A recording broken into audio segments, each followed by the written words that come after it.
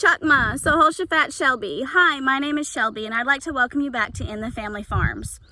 Today we're going to be talking about squash sex, and I'm going to be perfectly honest, this is like the 10th take that I've done because I keep singing, let's talk about sex. Okay, got that out of my system, back focused. So we're talking about squash sex today, and we're going to talk about what to do whenever your squash is not being pollinated. If you don't have bees or whatever, if you don't think that's being pollinated, how to tell the male and the female flowers apart, and then how to manually make sure that you pollinate the females so that you get squash. So let's talk about squash sex.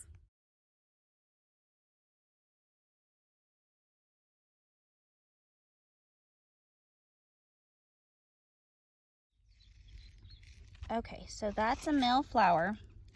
Ideally, this would be earlier in the day.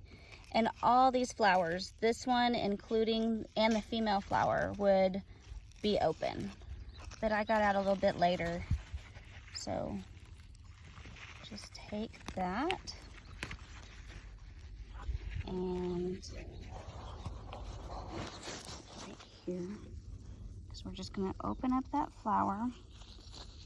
And there it is.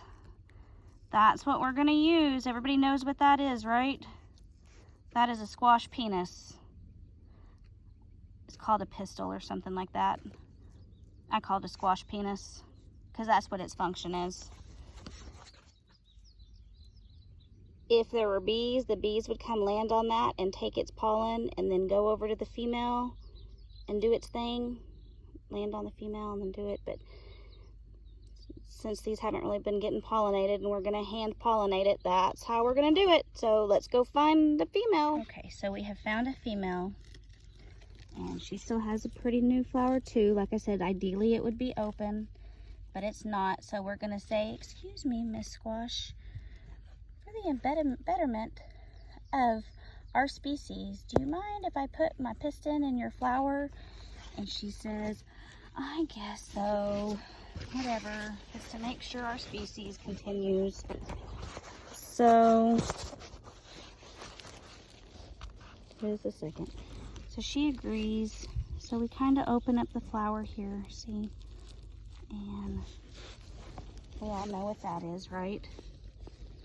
So then, see how her insides look different from this? See, she's got an innie, this is an outie.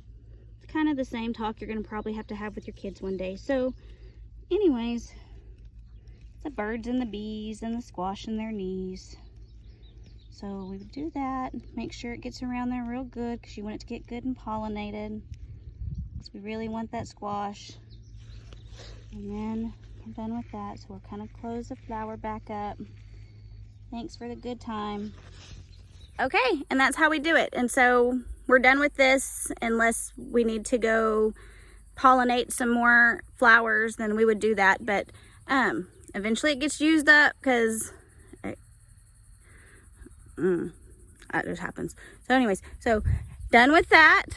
And that's all I wanted to show you today. So, Chapisa Lacho, till I see you again.